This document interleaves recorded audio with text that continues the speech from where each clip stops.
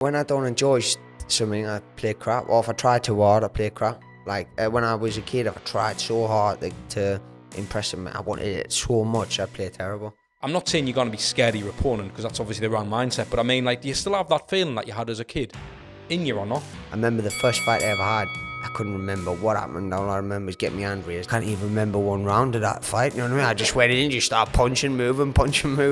I remember reading on Twitter after one fight, oh, Josh Kelly goes out tonight and gets his face glassed off, and I was thinking, what's that about? Everyone has opinions, and they never see you in the gym. They never see you training in the gym. They only see you on fight night. They don't see what you've went through. They don't see the hardships, the cracks of life outside of boxing, which gets you more than actual boxing. Them are the things you have to deal with. Them are the things that normally knock people off the track. It's not the actual boxing. That's easy. Oh, that's deep, innit? That's a deep one. I don't know. You're gonna get me emotional. Josh Pretty Boy Kelly! So today we are joined by Josh Kelly. Josh, obviously people know you are, you're a pro boxer. And I've been very fortunate to have worked with you for, how long has it been, mate? It's been a couple of years, hasn't it? It's definitely been around 18 months at least. It's been 18 months. At least, yeah. Feels like longer, like. I know. It's crazy, isn't it? Unbelievable, mate. What you been up to anyway? I've been just staying ready, bro. Staying ready. I haven't let myself get fat like sometimes I have in the past, so I'm just staying ready, just staying on it. Training, kids, family, just enjoying life, to be honest. Enjoying life. I'm in a good place at the moment. Because I think that's one of the things about you. Like, obviously, good-looking lad, big social media following, doing well in life. A lot of people probably don't see you're a dad as well. Because I'm a dad and all, so I understand all the stuff that you're doing kind of behind the scenes and being that dad. How important is that for you, like being a dad? Yeah, it's massive. I mean, the support I get from my wife, Remy, who's there non-stop. Without her, sometimes I wouldn't be where I'm at. So I wouldn't be where I'm at without her. Sometimes she mans the ship in the house, so to speak. But yeah, being a dad and helping and just sort of knowing how he's brought me up, knowing how I want to bring my kids up, seeing them grow up and trying to bring them up morally the best way, sort of trying to give them the best chance in life. Also balance between keeping them conscious, strict on them, and letting them enjoy everything. It's just hard. I don't think anyone can be perfect at parenting. You just got to do it. You got to go what your gut's telling you, and I feel as though we're doing a good job up till now. I've got two proper little boys going to turn into good little men, I think. So yeah, I can't wait for them to grow up. And you're clearly doing an unbelievable job, mate. You know what's crazy? I think it leads us on nicely to, we've seen a million interviews of you, right? You're all over YouTube. Everyone who searches your name, it's boxing. Obviously, that's what you're known for. But I want to go a little bit like deeper into this as well, because I'm genuinely interested in you. Obviously, your career. I'm interested in people who've done things in life and succeeded. Obviously, you've had a lot of success so far.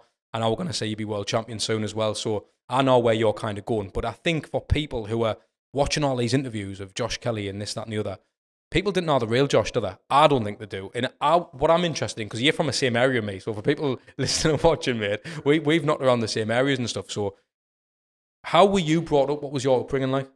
It was tough. It was.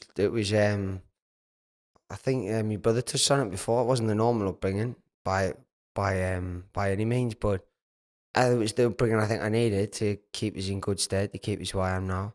Without the support of my mum and dad, especially the range what my dad had on us, I don't think I'd be where I am now. I think I'd be just doing something totally different. I like to enjoy life. I've got that spontaneous side to it, so I'm like, I want to enjoy life, but at the same time, you need to know I'm a grafter and I work hard, so it's getting that balance. And as a kid, there's a fine line between that balance, and I don't think as a child or as a young adult you recognise it that much. You need someone from the outside to tell you to pull them reins in. That's what my dad did. At the ages from, I mean, when you start going out with your mates, I was from the ages like of 16 upwards. Then were the main times where people fall off the wagon, and I sort of just kept in. And when I got past 21, 22, 23, then it was sort of like, it was over to me. I turned professional. I come out the back of the Olympics, and I had my head switched on. I weren't looking for there weren't many outside distractions. I'd already met me missus, now my wife. By the time I was 24, I was married and had my first kid. So I was just, everything was I was creating a life for myself. I was moving fast, and I had to keep myself grounded, because if I didn't, then I've got a wife and a kid. How can I support them without doing what I got to do and stick in and keep my head down? But yeah, growing up, yeah, it was tough. Me and my dad did have some back and forths, but yeah. It's funny, because I'm from the same area as you, like my dad didn't bring us up like that in terms of there was no discipline in terms of sport. I wish, and I've said this in other podcasts, I wish I was put into some kind of sport where I used to play football, I used to play for the school team, used to push myself a bit, but there was no real like, I want you to make it as this, or it was if I was ever going down a boxing gym, it was to do a little bit, then I'd be off and I never think about it again. What type of things was your dad doing to keep the reins on you? Well, I was born. I think everyone has that natural competitiveness in them, but some people are born with that. I wouldn't say a winner's mentality, but like, for instance, my brother when he was younger could take it or leave it a little bit. Could, like, if he got beat, he wasn't really bothered. He would be like not necessarily in boxing, on sport, but like even on, if it comes to the PlayStation, for instance, if he got beat, he'd just put the pad to one side and he'd just move it on. But I'd be sat there crying and trying to get it back, and I was at anything. I remember my mum saying the other day, she bought us a pair of rollerblades when I was a kid, and I was out there for hours. She'd come in, my knees were just knackered, my elbows were knackered, I was scraped all over, and I was crying. I had to do it, I was sweating out there again and again.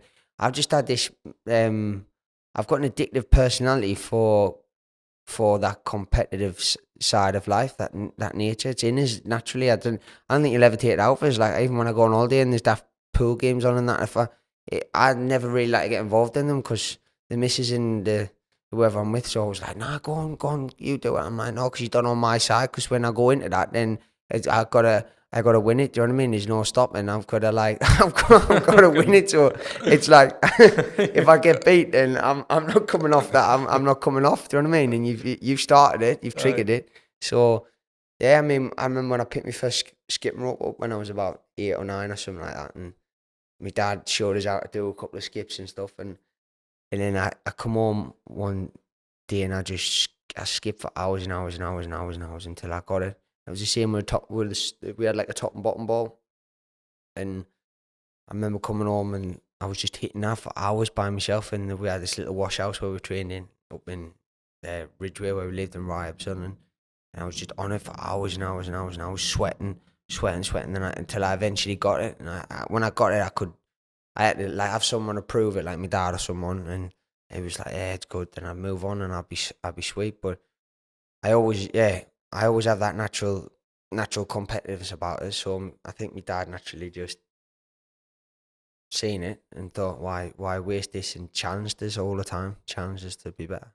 What's happening, guys? I hope you're enjoying the episode so far. If you are, please hit that like, hit the subscribe button, and press the notification bell so you don't miss another episode. Do you think, like, it was a want for you to be good in the boxing world, or do you think a lot of it was wanting to impress your dad as well? Because obviously, if you're looking at him to, like, it's almost like you're looking at him for approval as well, especially when you're a young kid, because you want that, didn't you? Definitely. Yeah, you done good, so which I'm sure you'll do to your kids now, like your two lads. So, do you think it was more that, or the fact that you knew you could prove something and become a boxer? Nah, definitely more approval to start with. Was it? Especially with football. As a kid, I was a really good footballer as a kid.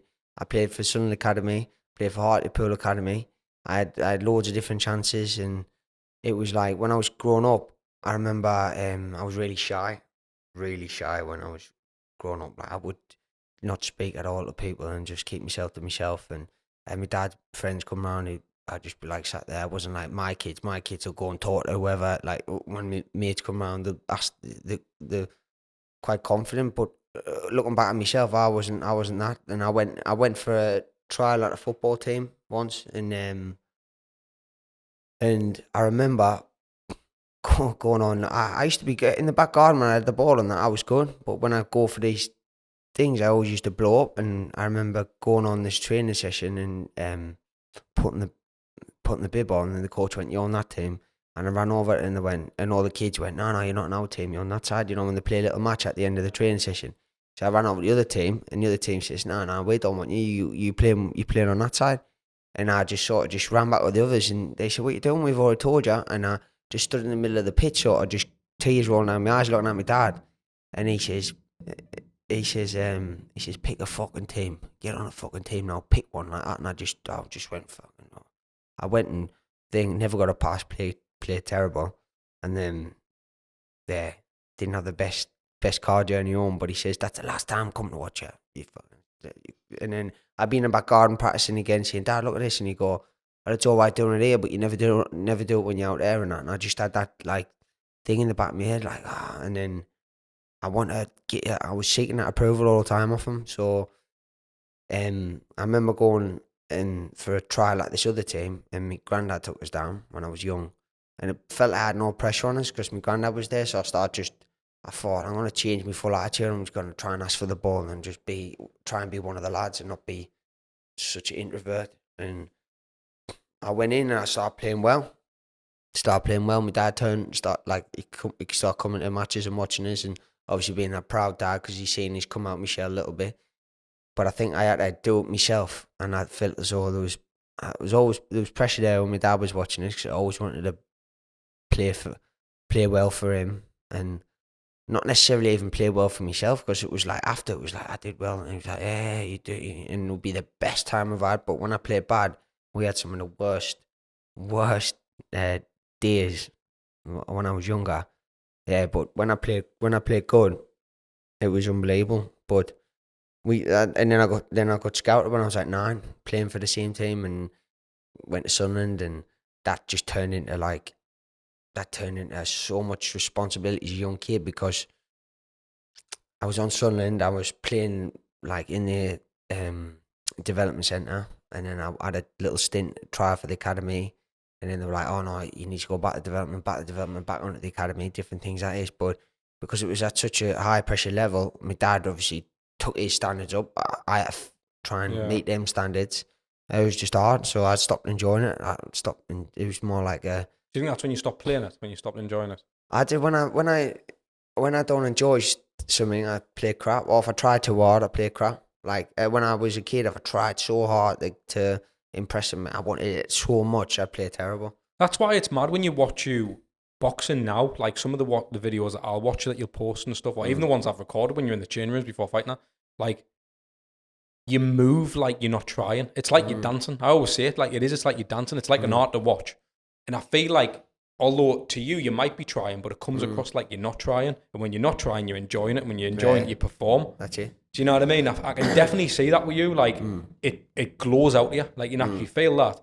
When was the change? When you were like, actually, I've got my dad's approval now, and boxing's the thing. I'm not sure. I remember going down the gym. No, I got took the gym because I had a fight at school. I was only young. I forgot how old I was. I was only young. And I had these big, them big I think it was Pokemon or Yu-Gi-Oh cards. I had a massive set. And this kid tried to drag them off us. But, when the parents dropped the kids off at school in the morning, the way for them all to go in, it happened then. And then we just ended up having a fight. But I didn't get the better of it, but I half got my head punched in at the same time. And I'm just trying to grab him and sling him about, and he's punching us, you know what I mean? And I look over at my dad after, I'm sort of like teary, and he just walks off and doesn't say anything, and because he's the one who's dropped us on that morning. And I was like at school all day thinking, why did you just walk away, not say anything? I was just, I'm overthinking anyway, so I was just, my mind was just going like this as a kid. Got picked up from school in the night time off my dad, and we had a proper quiet car ride, and we weren't going home. And I thought, where are we going? And he just took us straight to the boxing gym, and it was always going to be the boxing gym eventually, because my dad, he loved it. That was his sport. But it went, learn to stick up for yourself, get a little bit weight off and stuff. Because I grew up like proper. I grew up with glue here. I know in or whatever, with grommets in. I got tonsils took out. I was in hospital. I used to take fits because my temperature used to go this high. And I remember my mum trying to take us to a karate class when I was young, and I walked in, I just got grommets in, so I could hear for the first time, and everyone's going, making these noises, and I was sat there like this, and my dad was going, look at this, look at me oldest boy, look what he's like, that sort of like thing, do you know what I mean? Of course. I was like a bubble wrap kid to him. He's a big, strong fella, so he's looking thinking, I want him to be like confident, strong and all that, and look what he's done. So I walked in the boxing gym and just started learning, and I was a fighter really. I just used to stand there and Did you go back to school and ping that lad all over? No, I didn't. I didn't end up going back. I didn't. I had a few different situations where I went back into school, and I've had a few different situations where I've stuck up for my brother numerous times. I didn't. I used to. Yeah. There's a few times where I've come home when I was younger than that. Didn't start boxing at one time, and I remember coming home and not sticking up for Ethan too well. I tried my best, but I tried to like sort of calm the situation down. Not really like tell the lad to get away to fuck try off. just to fuse it a bit. Yeah, because I'm not a confrontational person, especially when I was a kid. And I come home, my dad give the worst bollocking I've ever had in my life, just yellow belly and all this. And I thought, as a kid, and I was just melting. I was thinking, So I went in the next day and just rage just took over. I went in and just grabbed this kid and slung him all over, because I didn't know how to fight. I just slung him all over, and he didn't even know it was coming, because I just had a night where I just sat there just thinking, oh my God. So I went in, just grabbed this kid and just ragged him all over, and he was actually just sat on a table, and he didn't even know, and just grabbed him and just slung him all over, like, and then the teachers come and just, what was that for? And I was just teary-eyed, no one even knew what it was for, but I was like, this was off yesterday when I went home, do you know what I mean? But like, he's installed so many morals and values in us that I don't think I'd have without him, do you know what I mean? I still sometimes even today look for approval from my dad, which is I'm starting to learn not to do. Because as you get older, you need to recognise your good things from your dad or your parents, and the bad things from them as well. So you sort of just be able to learn, like take the best from them. Manage it. But yeah, I went in and when I started senior school, that was when I started fighting a little bit more, because I was boxing. Won my first national title and stuff, and my dad used to say, take no shit, give no shit. So I used to go in and I used to just live and die by that rule, because obviously I used to look up at him like he was the fucking, he's everything, do you know what I mean? So I remember I had 2 fights in the first week at school, and then I had another 2 fights a couple of weeks after, and then the teacher had to have a word, the head teacher, and say, listen, he's starting to get, it's just daft, do you know what I mean? So just fighting too much and all that. Well, it was because I was so fiery, because I was just had that in my head. I thought I'd rather give these kids a hiding in here than go home and like feel that I've been, do you know what I mean? Aye. So I remember just turning like that. But when I got a few years on, I just sort of just settled down, because I was just thinking, there's no point in this. I nearly got boxing coach said to us, we're not having no radges in the gym. They're coming with a big black eye because I've been fighting. So I thought I was going down the wrong route, so I just sort of calmed it all down. And my dad said, listen, if you're getting any more fighting, it's daft now. You need to start concentrating on your schoolwork and stuff. So you're boxing, your schoolwork.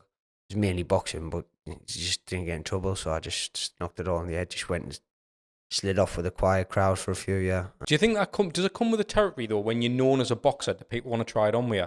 Like, I don't mean from the boxing world. I just mean people on the streets, people in when you're a kid, especially. I reckon. I missed the first week at school and senior school, so obviously everyone's joining their form things and everything like that, and everyone had made this thing up about me being his boxer and stuff, and I come in and people already had like a little bit of like, oh, are you the boxer, like? And I was sort of not just feel like, cool a little bit. A little bit, but at the same time, I'm not like I wasn't like an extrovert. I was like introvert, so I just started thinking straight away, what the hell is this for? Why asking is it because they feel as though they want to have a go with me, or is it testing us, or da-da-da, and I'm just thinking of all the possibilities to try and be on my toes, you know what I mean? So, and then I just remember the first fight I just punched this kid all over, bless him. He said something, I said something to him, and he pushed us, and he didn't expect it to happen, and I punched him all over, and we had a massive fight all the way across the yard, but it got stopped, and then I just had this fire in my belly then. I thought this was that, like when I was a kid, I just thought that was easy. Because I remember like when I'd been in fights when I was younger and that, right? And I remember this, I used to always feel in me. I used to feel like you know that I want to be sick. Sick. I was Butterfly feeling. aye, and I never wanted to have a fight. I would hate to be in a That's scrap, it, even if man. it was like down the town after some stupid drunken shit or something like that. But the feeling was like I always felt scared of having a fight with someone.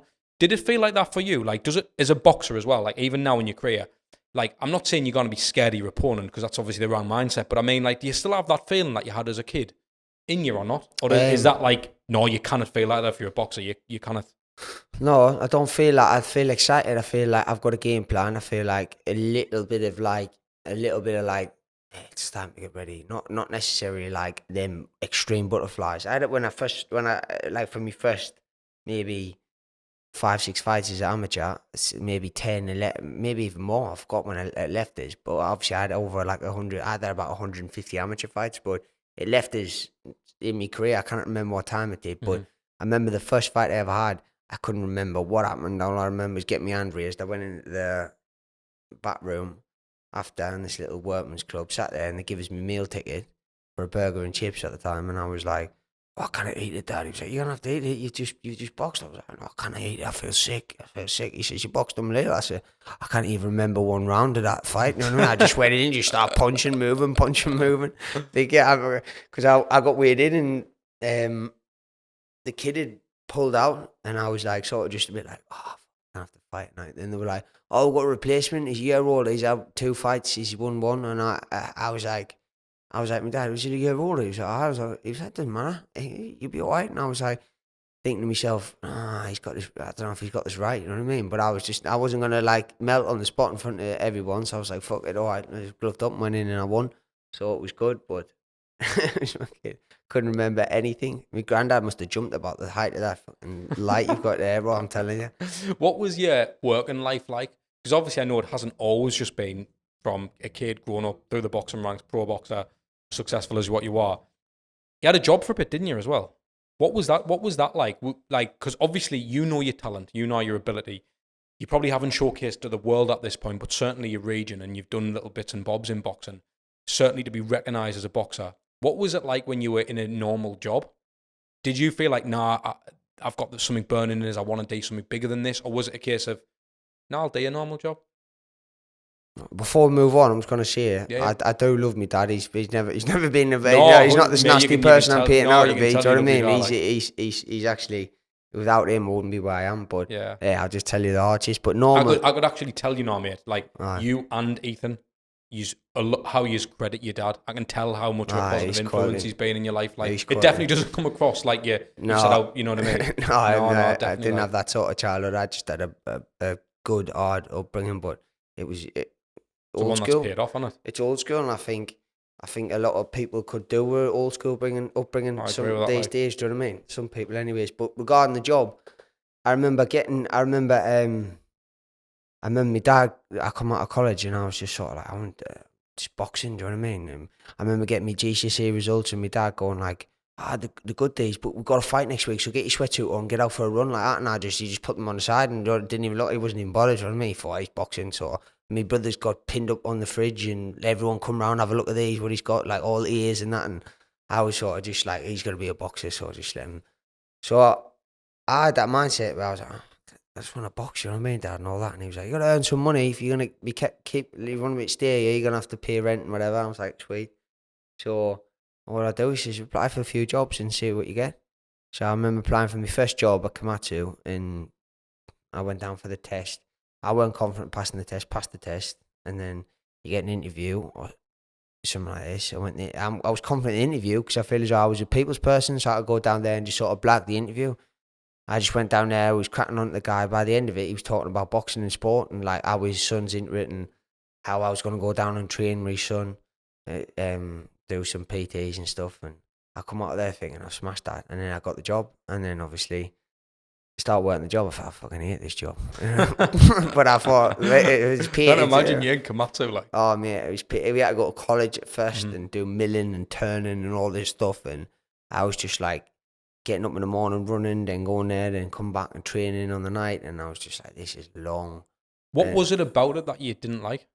Everything. Like, what was it though? Like, was it Because I know you're a grafter. That's what I mean. That's why I ask you. Like, because I'm the same. Mate, I worked at Nissan, so I know. Right?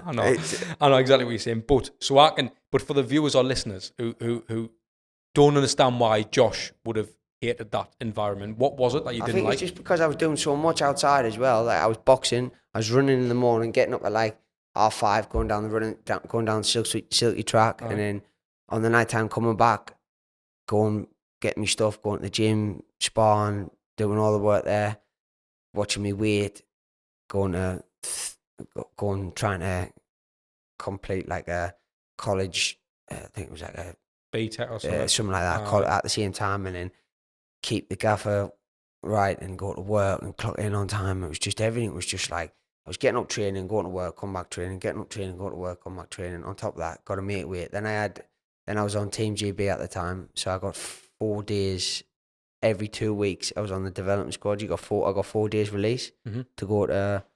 That wasn't immediately at the start. That was probably about 6 months in. Was that to go down to Sheffield? Go down to Sheffield, right, yeah. But I remember the first big breakthrough was when I went to the World Championships when I was 17. I was just got my apprenticeship and stuff. I went to the World Championships when I might been 17, turned 18. And I went and won a bronze medal and come back, and then everyone was like, "Hey, do you know what I mean? We've won a world."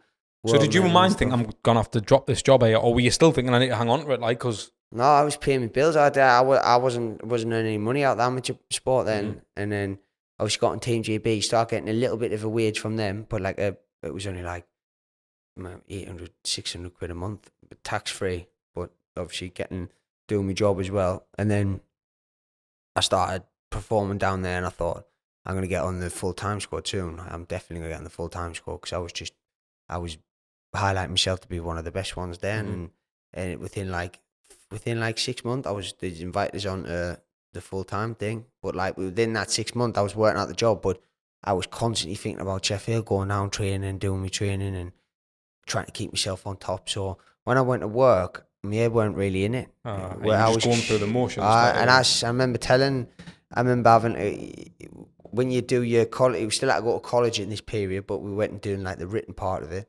I remember this bloke saying, "This is not good enough for that." And I says, "Listen, I'm a boxer anyway, so don't worry about it." And he said something like, "You think I think he said this first because it wasn't good enough. You think you're going to be a boxer? You think this is all you think you're going to do? You got to do this. You're going to have to work. Not everything's like this and that, and you live in the fairy tale land and all that." And I was like, "All right, lad." And I just sort of looked at him. I went, "Sweet. All right, we'll see." Like that. Did it make you want to date more? Well, at that little point there, that little day or so, I was like, "Listen, I want to prove this motherfucker wrong. I'll come in here." This teacher's got he's got egg on the face. Do you know what I mean? So I used to fuck about a little bit, and I was like, so I remember Ethan, my brother, getting a job. I was still there, and it was about 4 or 5 months before I left. He was there, but he could already do what I could do in 4 or 5 months. So I was like, and I was there a year and a half, or nearly 2 years. So I was just like, shit, I'm gonna get. He's a quick learner anyway. He's clever, but at the same time, he was like doing everything I could do. So I was like, "Listen, if you make me look bad, you need to slow down." Do you know what I mean? And the gaffer's looking over, going like, "What's happening?" And he's sending him on jobs actually going on. Do you know what I mean? I was sat there like, "Oh man," like that, and I was thinking this is going to be short lived. This is if he keeps this up, and because I used to just like the crack and that with the lads at work, because it took us away from the serious stuff I was doing in the gym. I was the crack and that at work, and I used to do the talks and stuff like this, and I used to go around and just talk this big fucking massive talk wrench, about 20 kilo. All the big lads could lift it, but I was just a skinny little making weight kid, and I was going around, and I remember talking these machines up, but I'd stand there for ages and talk to my mates, you know, who's working on the line and that, and I just stand there talking for ages, and then spend the full day doing, like, half of this day doing this, then the break comes, I was working out where I could get off, get off, you know what I mean? While Ethan was the total opposite. He wanted to do like graft non-stop. So I remember when I handed me notice in when I got full time at Team GB, and the gaffer Alan, who was actually a really nice bloke, he says, "Listen, Josh, we were literally thinking about sacking you. That wasn't too far off." He like with a little smile on his face. So I'm not sure whether he wanted to or not, but I was just used to like like when people go on the toilet to turn the lights off and wait there, you know what I mean? And like I used to be on my phone, then get caught on my phone. I used to be like, shit. Just I used to. The thing is, though, that's still a big risk in it, Josh. Like, because you were Team JB doesn't mean you were going to get all the way as a boxer. So to hand your notice in, knowing that you're at Team JB, doesn't mean anything really. Like, obviously to you, it's give you the belief and you sell a bit more, which I can understand. But there's still a big, massive risk. Like and again, like this is not me like blowing smoke. It's credit to you because I know what it's like, mate, in terms of business. I've took massive risks in my business in terms of everything. Like I've had full-time jobs while I've tried to pay me mortgage and sacked it off, and I've failed businesses for years and years up until my last business, the ContentPT. But I know the experience of what someone has to go through to try and earn something. You've got to take the risk. Where does it come from with you? Because you're a boxer, but I'd say you're an entrepreneur. Because even the stuff that you do now, obviously, with your sponsorships, your socials, the opportunities you've getting, and other things, all the sort of pies you've had your fingers in, like, that's not something boxing teaches you. That's you. Where do you think you get your entrepreneurial kind of spirit from? I'm not sure. I think a mix between, I think my mum. Yeah. Like, my mum's not an entrepreneur, but she's a people's person. And she's the glue what sticks all of us together. All of us boys who argue. She's got a sister now as well. She's older. She's like 16, 17. But all of us boys, when we used to argue, she used to be the glue to stick us together.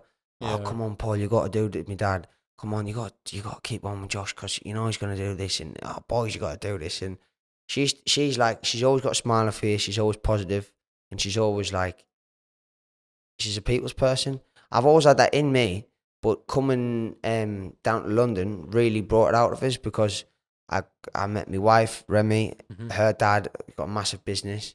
I started meeting his friends, and at the start, I was like a proper northern boy where I was just like, I'm a boxer. I'm not into this shit. Do you know what I mean? And I used to be like, thinking, fucking, this is hard work, talking to these. I just want to get off. Do you know what I mean? But Paul, Remy's dad, said, listen, this is what you need to do. You need to be able to humour people, talk to people, blend people. You can't be like just stuck in your lane. I was just sort of sat there and thought, I'll give it a try, and then I've always had it, but I just needed the opportunity. Like, yeah, I think that's the thing. That's what an entrepreneur is, though, isn't it? I think people networking. People always say shows your network or shows your net worth. I'll show you your net worth potentially, but I feel as I'm good at talking and meeting new people and connecting with them. I'm a genuine person, though. I feel as though I've always come with true intentions. Whatever I say, I feel as though it's straight down the line. I'm never going to blur the lines with anyone. If you don't know by now, I run a business called the ContentPT. I create content for influencers, PTs, online coaches and fitness brands all around the world. So if you are someone who's in need for sexy content for your social media, or you really want to maintain a competitive edge in your industry, drop me a DM on Instagram. I think even the interviews you've watched, interviews I've watched of you, things that I've been on social media, even before I knew you, which it's actually kind of funny because I was talking to someone the other day about this, and obviously you're similar age to me. You live literally, well, you did, along the road from us, but would never cross paths. Yeah, you know a lot of people are now and all that type of stuff, which is crazy. And it's mad to think now I've worked with you a kind of bit, and it's like, it's really nice to have that. And I think there's something about Sunderland that's kind of salt the earth. Like there's something about it, isn't there? Like, so I know what you mean when you just said that, but when you travelled down to London, you were a bit like, well, Lees, and like, I know it's your bird and the family, but it's a bit like, because I'm the same, mate. Even the day, I'm like, I want to get back to Sunderland, mate. I'm sick of being in London. Sunderland people are different. You get what you see from most of the people up there. Obviously, London's the big wide world, and people's always trying to put things together. So people have to be like that. But I mean, there's a fine line. Like I say again, there's a fine line between being like this and then being straight. Do you know what I mean? Yeah, I feel as though I'm good talking to people, but what you see is what I'll show you is what you're gonna get. I'm not gonna blur the lines and sell you this or this is this. I think it comes across with you though, mate. Exactly. I've only got like you see a handful of friends who I really trust, and them friends are important, and it's important we always keep things transparent because that's the way we've worked our relationships. Do you know what I mean? And that's the way it should be. And I think that's why we're good friends. Because I think you're gonna get a lot of like hangers on as well. Again, something I wanted to ask you. Obviously, you're from Sunderland, right? Mm-hmm. So, and even the estate you mentioned, I know it well. It's a council estate. Mm. What was it like going from that to when you finally did the Olympics thing, did the whole Team JB thing, and kind of made it as a boxer, and you start getting paid and you start earning? Can you remember the feeling of going, fuck, I'm just a lad who worked at Komatsu for this much a month, to actually, do you know what, like, there's a good living that can be made out of my talent here? I don't remember the specific point, but there's been times along the timeline. There's been frames where I've stopped and sort of, because I think in every career and every job, it's important to take a break and stop and reflect and sort of be grateful for what's come, what's gonna come, what's been. And it's mainly when I fight and I step away from it and I sort of just have a few deep nights to myself, and I just sort of think, you've done loads like in your life compared to what. I mean, if I was a kid and someone give us this, listen, this is what you're gonna do. Are you gonna take it? I'd be like, well, go to the Fucking hell, mate, Olympics. you'd snap their hands off, wouldn't you? You know what I mean? Go to the Olympics and box for a living and win a British title, be the world number one, start challenging for world titles, being big domestic fights. I was like, I would snap the hands off in a second. What about when have you ever bought something? Like you just made a purchase when you went, fuck, I couldn't have had this when I was younger. I remember when I boxed, that the video went viral when the guy wore the left hooks, right? And I booked my holiday for after that fight, and I spent all my money on the holiday, right? It was only like, what, 7-8 grand or something. Well, I'd saved a bit up here and there, and this is why I'd spare, and I just put it on this holiday in Mexico. Me and the missus went, and that holiday stands out because it was just like, it felt unreal because I booked like extra things and everything, and I was just sort of thinking, I'm the bollocks here. But when I come back and got hit with the tax bill, I was like, oh, what the fuck's going on there? I spent all my money in Mexico, do you know what I mean? But I was like going places and different things, and it was nice. I mean, after the British title win, that was a nice feeling. Mm-hmm. Sort of felt as though like I've changed things now. Like I'm going up. You know what I mean? Everything's changed. It's going up. What I will say is with that, because I was there when you won the British title, afterwards when you come backstage, and I remember that the atmosphere of the room, like I've seen nout like it. I've never, like I actually said to you, boy, I said, do you know what? I actually felt I was going to cry. You know, when you come out and I was like, this is a mad feeling, but it was almost like I felt like, not just for you, I was like, this is Sunderland here. Like, it was a weird feeling. It was almost like a family. I was like, I've already known Josh. It's like connected, wasn't it? It was a weird. It was a moment which I think will be very hard for a lot of people in the world to feel. Like, but I kind of understand it in my own ways. But for you, I just think coming from where you've went to where you're going, and mate, you're not even where you want to be yet. You've got a lot to do, and I know you're gonna do it because you've got the right attitude. With kind of everything you've experienced and all the things you've had to deal with along the way, Josh, have you ever experienced any kind of jealousy and negative sides of being successful? Oh, loads, yeah, loads of stuff. Do you feel like you've had to cut friends off? Do you feel like you've had to kind of watch who you mix with now? Definitely watch who you mix with and stuff, and definitely, yeah, you can't let people in the circle too much. You let people in and they start poisoning the circle, do you know what I mean? Yeah. And I've had a few times where that's happened, but I've learnt my lessons, and because I was naive and I was a little bit younger, but I've had loads of stuff. I remember reading on Twitter after one fight, hope Josh Kelly goes out tonight and gets his face glassed off, and I was thinking, what's that about? You know what I mean? He must live a But you know what? weird You life, know what's mad? The reason I ask you that right now, because when we're talking about the British title there, so obviously you got that, it was fucking phenomenal. I remember people in the boxing world messaging me asking if they could get involved with my business, the ContentPT, because they probably felt like they were going to get closer to you. And even it made me realise, like, fucking hell, like, I'm just a lad filming people for a living. This is what I do. Do you know what I mean? Obviously, I'm very particular with who I work with now because I've kind of had to learn. Even in boxing, I've kind of, okay, you kind of learn it. But I felt it personally. So I can only imagine what it's like when you're at 350,000 followers and you're smashing this and you're the champion of it. Like, I can only imagine. What's your kind of mindset? What's your tactic to deal with that? Oh, mate, I just don't think about it. I don't. A good way. Coaches, I'm very close to Adam. He's classed as a good friend as well. He said a thing when I was younger. It's never really resonated until lately, but it's resonating more now than ever. And it's like, don't look at the good comments what people say about you, and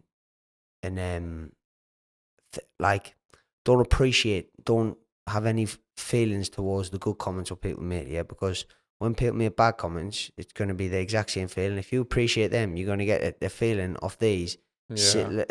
Obviously opposite, but you're gonna be looking at these, and you're gonna start valuing their opinion as well. So don't value anyone's opinion, because everyone has opinions, and they never see you in the gym. They never see you boxing. They never see you training in the gym. Sorry, they only see you on fight night. They don't see what you've went through. They don't see the hardships, the cracks of life outside of boxing, which gets you more than actual boxing. Them are the things you have to deal with. Them are the things that normally knock people off the track. It's not the actual boxing. That's easy. So he just says, don't value people's opinions who you don't know. You do, in all these guys on social media. As much as I love the support, and I always make sure I try and go through and like people's comments and comment back. I think it's great. But at the same time, I can't look into it too much, because these guys are not my coach. These guys are not the guys working as close in my team. They're not going to benefit. No, you. they're not. But that opinion there doesn't hold any weight. Do you know what I mean? If my coach says this is what it is, then that holds weight. I could say one thing, and the guy on Twitter could say, "Nah, I think Josh Kelly's absolute shit." You know what I mean? And this and this and this. It just means You nothing. know what I mean? It means absolutely nothing. But the thing is, have you heard? And all, it's something like, I didn't quote us on it, but it's something like every time you read a negative comment, it takes something like 17 positive comments to reinforce it in your mind that the negative wasn't that bad, which is mental. So if you do pay that too much mind or attention, you're gonna end up negatively impacting yourself. I want to ask you, again, from like lad to lad, Josh, like, what's the dark days been like for you? Oh yeah. Because there's a lot of shit that we didn't have to go into detail about dark days and stuff, but like, I know there's times when, in anybody's life, when, regardless, when people are fucking shouting your name when you're fucking on top of the world, it's class. But the question I want to ask you, right, is how do you feel about yourself when you're by yourself? That's a good question. That's a good question. I never really think into it, I never really think into it too much. I always feel as though, I've always said, I'm a one-man army. I said, listen, I'm a person where I can stand by myself and I'm not bothered. You know what I mean? I'm not bothered. I'll stand by myself. And I'll be the guy who has to be the odd one out if that needs to be. If I got to stand by my morals, I'll stand there by myself. I've always did it as a kid. I'll always do it when I'm an adult. I've learned to stand by myself and believe this is right. And if they don't want to believe us, I'll soon show them. Do you know what I mean? So I feel as though I'm that type of person. I say put the world against us, I still come on top. That's the type of mindset I have. So I just believe I'm there. When I'm by myself, I feel at peace. I feel like I've got nothing to worry about, because I know I sorted things out where I was in the past. I know where I'm going in the future. I know what people I've got around us. I know what people I don't need around us. And I'm in a good place. Everything's clean. So it's nice. Are you proud of yourself now, right now, in this moment in time? I would say I am, but I never really showed. I never really talked about it. I never really probably even sit and give gratitude to myself for it. I never even just be grateful. Why not? You're just too busy for the next thing, do you think? I think I'm just keep moving, do you know what I mean? But I think when I've did what I want to do, and when I get to the top and I'm sitting there, I think eventually when I retire from the sport of boxing, I think it'll all hit you. I think it'll just all hit you in one big massive thing. And I think that's why, though, like, and I know it's easy for me to say, because I do it. I've got better at doing this. I was telling you about earlier on, like, there's a big job that's coming for tomorrow. And what I do is I make a minute of just gone, now, lads, you're writing this on. Now you're getting calls off these. And I know it's like, because for me, it's like, that's massive, because I know, like, certain people who I knocked around with when I was younger are still at the same thing. And as long as they're happy, that's fine. But for me, I'm like, I knew I wanted more. Like, regardless, I was like, I'm gonna, you know what I mean? I'm going to these events. I'm seeing these people. I'm gonna make that kind of money. This is what I want to do. And there's nothing that's ever gonna really pull from that. And my missus, I've got a daughter. She, you know what I mean? Like, I feel like, and it's canny savage, but I feel like I could fuck everyone off around us now when I'm married, because I've mad peace. But for me, mate, it took me. I'm 33 now. It's took me a long time to get this point. I think even 5 years ago, it was probably more ego driven. I want this for that. I want that for this. Do you know what I mean? Do you think you've ticked the box in terms of like doing things for you? You've bought the car. You've got the house. You've had your kids. Do you think actually now it's time to? I want to grow into the sport a bit more and actually just be remembered for shit? Or do you think you're still not there yet? You know what I mean? You still haven't stopped and thought about everything. I think I have a mentor who works with Stephen Green, who's absolutely quality. I think he keeps his more conscious at times when I see him and speak to him. And he told us the other day, 18 months ago, look where you were, look where you are now, world #1. Would you have took that and British champion and your boxing's better than ever? And I just sort of sat there and thought, no, there. And then I sort of was like, yeah, fucking hell, you know what I mean? Look what I've done. And I sort of sat there and felt that way. And I was just, he's good at bringing these things up, because 18 months ago I was sort of just lost in a dark place and I didn't contact with anyone, just sort of just, it was just, my life was going down a dark little path. So to come out of that and be where I am now, I'm like, fucking hell, you know what I mean? It's like light and day. It's unbelievable, mate. Like you can tell, you know what's mad, mate? Like, you can tell you're a sensitive person, you know. Like, you know, I'm sitting across with you. Like, I can actually tell you're kind of soft. Like, I know that sounds like you can just feel it. It's crazy, mate. And I think there's certain people who I get that vibe from. You're one of them. It's not the Sunderland thing. It's you as a person. I think that's kind of led into how you are as a person. I think you're going to go on unbelievable things. And what I want to ask you is, what you think of, like, boxing at the minute? What do you think of the state of it? Do you think it's better than when you found it? Or do you think it's gone down a worse path now with the whole, like, crossover boxing scene, the influencer boxing stuff? Like, you know what I mean? Like, what's your thoughts? Do you think it's healthy for the sport? It's getting more eyes on the sport, not necessarily in the best ways. Giving people more opportunities, I guess, because people have now can say, listen, I want to go on social media, I'm going to make myself this, and then people will say, it's a hard one. It's a hard one.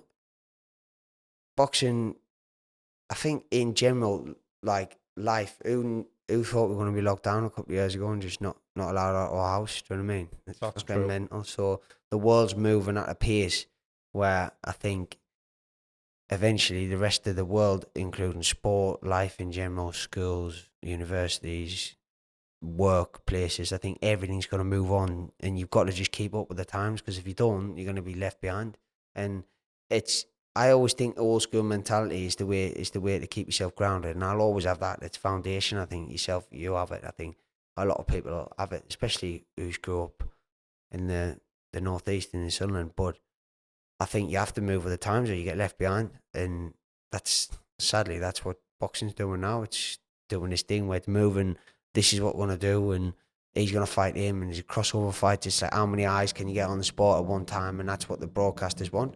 And if they're paying the money and you want to earn a living, you got to do what you got to sort of not fall in line, but you got to sort of just, you got to do the total opposite, and you got to make yourself like a superstar on the other side. Say controversial things, say be out there, which I find hard to do, because I'm more of like You're not that way. I'm not that way. I'm probably the old school way of doing things, like the old school boxing. Me being as talented as I am, I think that would have probably suited us more. But I'm starting to get the anger, shouting, calling this, calling that, because you back to that entrepreneurial thing, right? Because I've noticed that as well. That's what you're doing. You're following what works. There's a formula in boxing, of course there is. For young lads, mate, or girls, whoever's getting into boxing as a young'un, and they're watching people like you, looking up to you, because there's a lot of people who do. I mean, I've seen you. I know what people like in the crowds run you and all that. A lot of people admire you, bro. And I think for me, if you could say to someone who wants to be a boxer, right, and they're from an area where, I mean, a lot of boxers come from a lot of poverty. What would you say to them in terms of social media? Do you think they've got to be on it, or just focus on the boxing?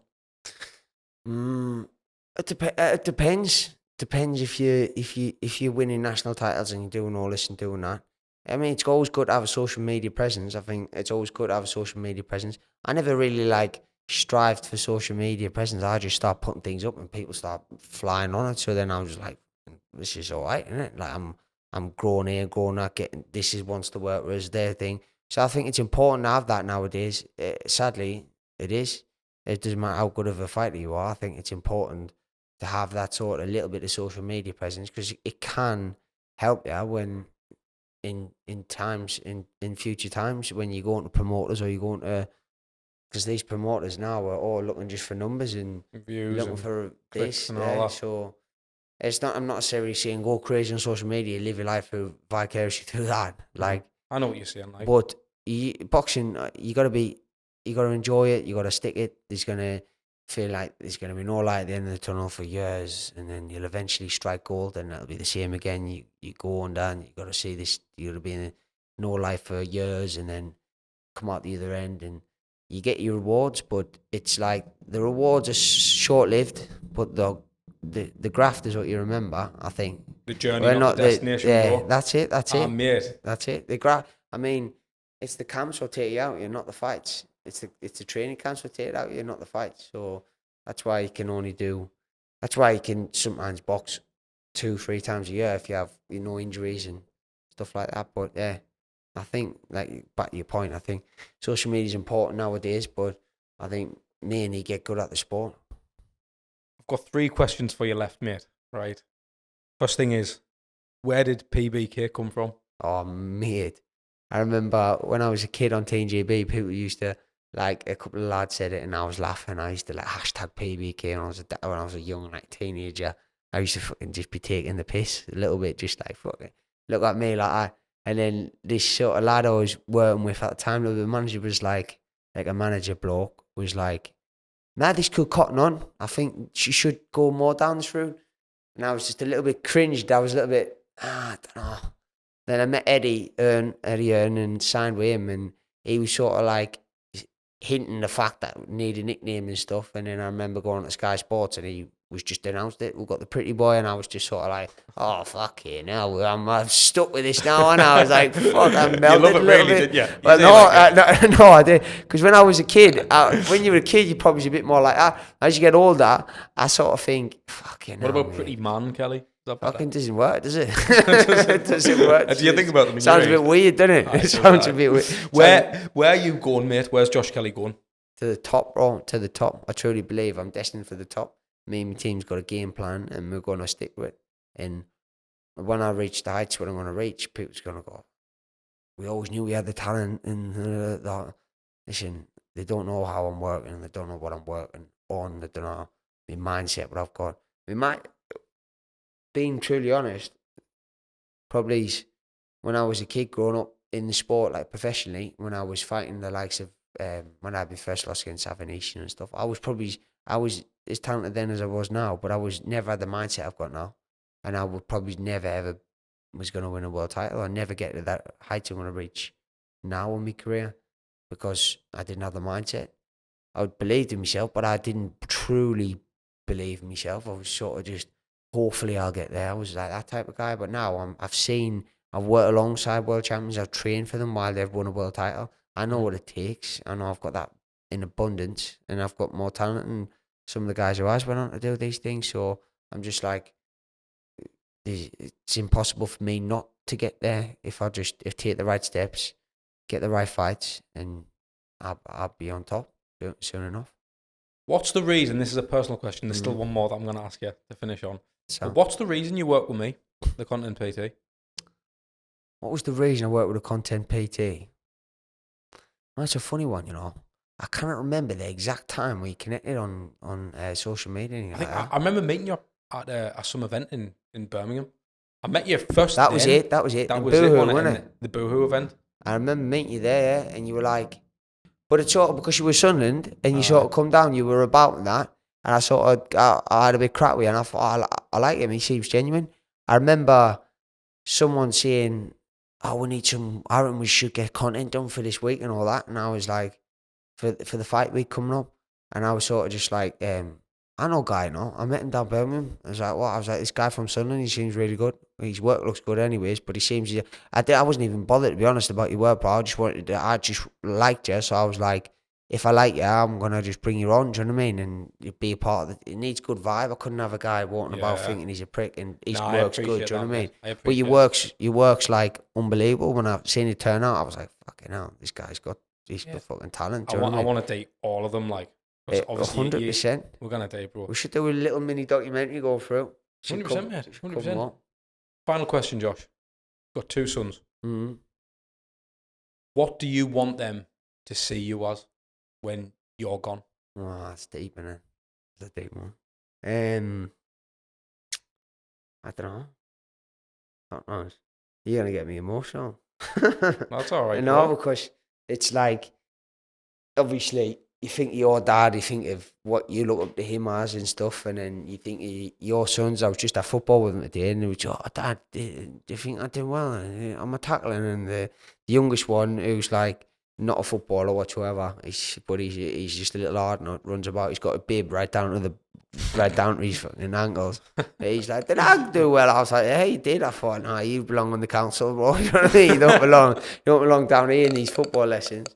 But I just think I would love them to just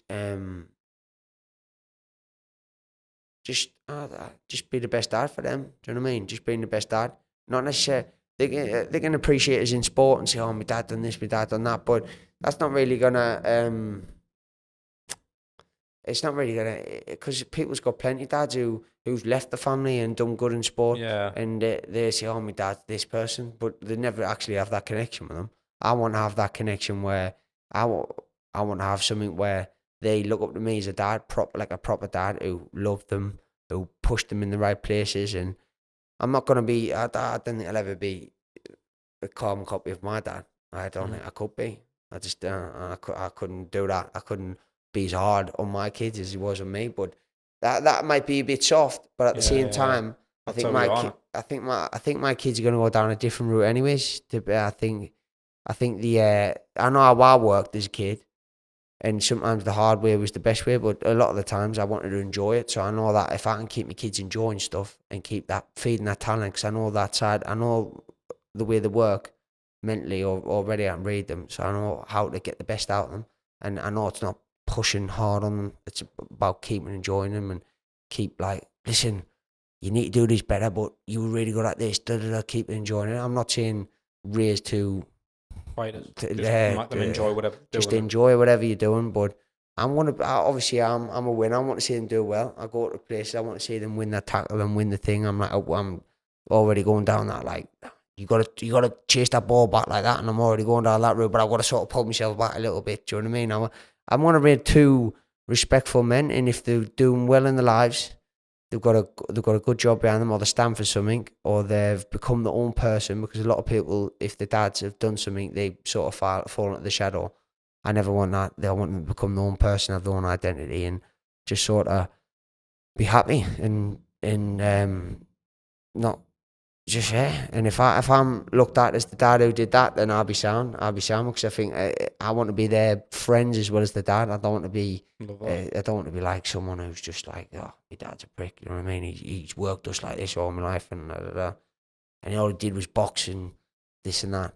I want to be in their lives as much as I can, as well as become. I want to obviously want to be an idol for them, someone them to look up to.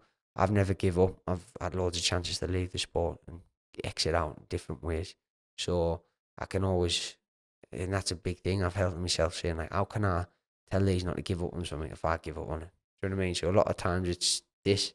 So mate, I just want to be the all-round role model for them to look up to, and just a good dad, and that'd be sound. As long as they're healthy, safe and happy, then I think you already are, mate, and you're doing great things, mate. But thank you, thanks for coming on, mate. Really Cheers, appreciate it, bro. Josh. Thank you, big Cheers, man. matey. Come on.